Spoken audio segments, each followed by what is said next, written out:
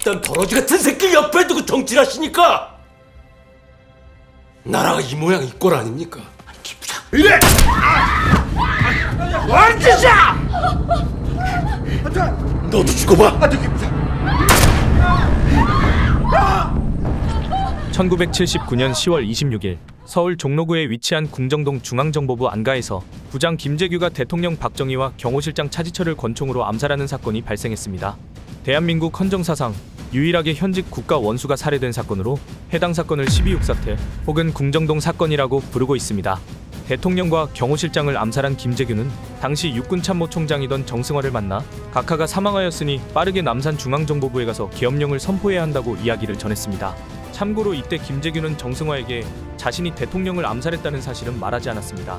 김재규는 중앙정보부로 가야 한다고 했으나 정승화 육군참모총장은 중앙정보부가 아닌 육군본부로 가는 것을 끈질기게 고집했고 결국 김재규는 정승화와 함께 육군본부로 가 긴급회의를 소집했습니다.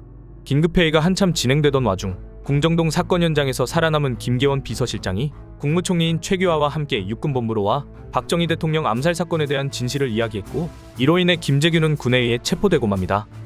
헌법에 따르면 대통령 유고 시 국무총리가 권한을 승계하도록 되어 있기에 박정희 대통령 시해 사건이 발생한 다음날 최규하 국무총리가 대통령 권한 대행을 이어받게 되었고 박정희 대통령 시해로 인한 계엄령 선포로 정승화 육군참모총장이 계엄사령관으로 임명되었습니다. 이어 당시 전두환 국군보안사령관이 계엄사령부 합동수사본부장으로 임명되면서 12.6 사태에 대한 수사를 총괄하게 되었습니다.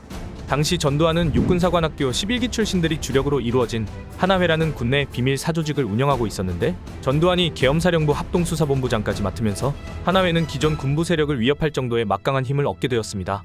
12.6 사건으로 인해 정보활동을 하던 중앙정보부와 대통령 경호실은 동시에 무력화되었고 제대로 된 정보활동 기능은 보안사밖에 남지 않게 되자 전두환의 세력은 자연스럽게 더욱 강화되어 갔죠. 계엄사령부 합동수사본부장이 된 전두환은 12.6 사건 관련 수사를 빌미로 검찰총장, 치안본부장 등을 보안사로 불러들여 본인에게 협조하지 않으면 국가원수 시해 책임을 물어 전부 체포하겠다는 협박을 했고 이런 식으로 전두환은 검찰, 경찰, 헌병, 군검찰 등을 모두 장악하면서 대한민국에서 가장 강력한 실세로 급부상하게 되었습니다. 통제할 수 없을 정도로 막강한 실세가 되어버린 전두환, 그를 견제한 정승화 육군참모총장은 전두환을 보안사령관 겸 합동수사본부장직에서 쫓아내기 위해 동해경비사령관으로 보직 이동시킬 것과 군내 비밀사조직인 하나회의 멤버들을 국 핵심 요직에서 밀어낼 계획을 하고 있었습니다. 그와 동시에 군내에서 가장 강직하고 청렴한 참군인으로 평가받던 장태환 소장을 수도경비사령관으로 임명하면서 전두환과 하나회를 견제하기 위한 조치를 취했죠. 하지만 당시 어마어마한 인맥과 모든 보안사의 정보력으로 거대한 정보망을 구축하고 있던 하나회는 정승화 육군 참모총장의 계획을 빠르게 감지했고 해당 소식은 전두환에게 전달되었습니다. 모든 정보를 입수한 전두환과 하나회는 본인들이 견제당하기 전에 정승화 총장보다 한 발 빠르게 움직여서 정승화가 박정희 대통령 시해 사건 현장에 있던 것을 명분을 잡고 정승화를 체포 후 군부를 장악할 계획을 세우게 됩니다.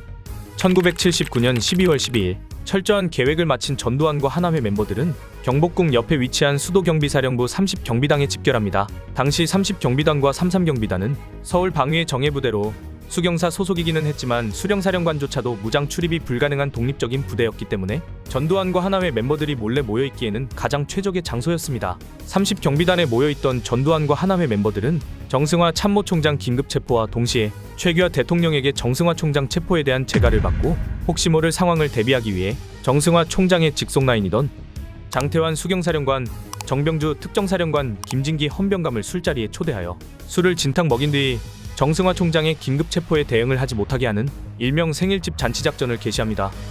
보안사령부 인사처장인 허삼수 육군 보병대령은 합수부 수사관 그리고 3삼원병대와 함께 정승화 총장의 관저를 찾아가서 12.6 사건에 대한 추가 진술 조사를 해야 한다는 명목으로 정승화 총장을 강제 연행합니다.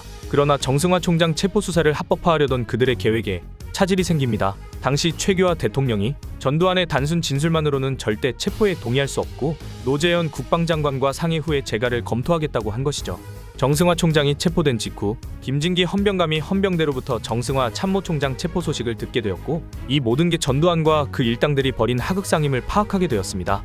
그리고 동시에 전두환이 총리공관에서 최규하 대통령과 면담 중이라는 말을 듣게 된 김진기 헌병감은 전두환을 체포하라는 명령을 지시합니다. 참고로 당시 전두환의 술자리에 초대된 장태환 수경사령관, 정병주 특전사령관 김진기 헌병감은 전두환이 올 때까지 술을 마시지 않은 상태였기 때문에 곧장 대응이 가능했습니다. 하지만 헌병대가 총리공관에 있는 전두환을 체포한다는 소식을 들은 노태우 구사단장은 대통령 경호실 병력을 동원해 헌병대를 제압하면서 전두환 체포는 실패로 돌아가게 되었습니다.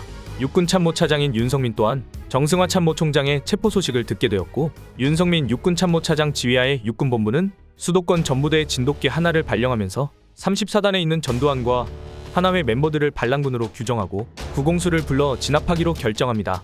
구공수의 출동 명령을 들은 전두환은 육군본부에 전화를 걸어 구공수가 지금 서울로 진격하게 되면 우리가 부른 1공수 5공수와 대치를 하게 된다.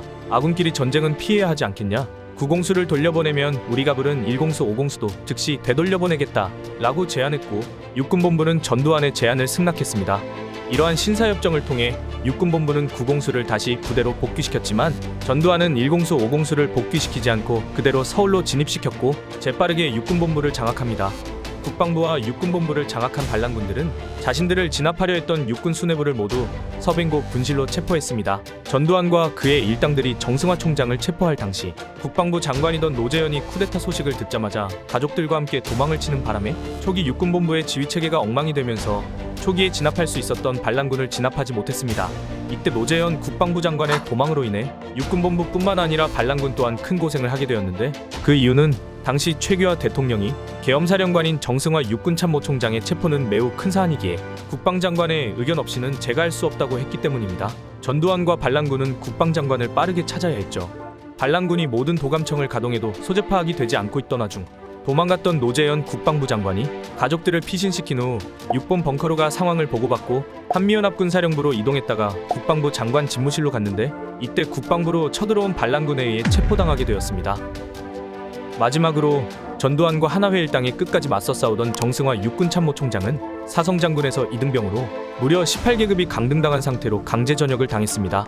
장태환 수도경비사령관은 6개월간 가택연금을 당했고, 이 소식을 들은 장태환 장군의 아버지는 충격을 받고 술만 드시다가 이듬해 4월 돌아가시고 장태환 장군의 아들과 아내마저 스스로 생을 마감하였습니다. 정병주 특전사령관은 강제 전역당한 이후 1988년 행방불명이 되었다가 1989년 야산에서 숨진 채 발견되었으며, 김진기 6번원 병감 또한 강제 전역하게 되었습니다. 12.6 사태로 인해 박정희 정권의 장기 집권과 유신체제가 동시에 몰락하면서 당시 국민들은 드디어 대한민국에도 민주화의 봄이 오는구나 하며 희망으로 가득 찬 일명 서울의 봄이 불고 있었지만, 12월 12일 쿠데타로 인해 정권을 잡은 신군부가 1980년 5월 17일 전국에 비상계엄령을 선포하면서 서울의 봄은 막을 내리고 맙니다.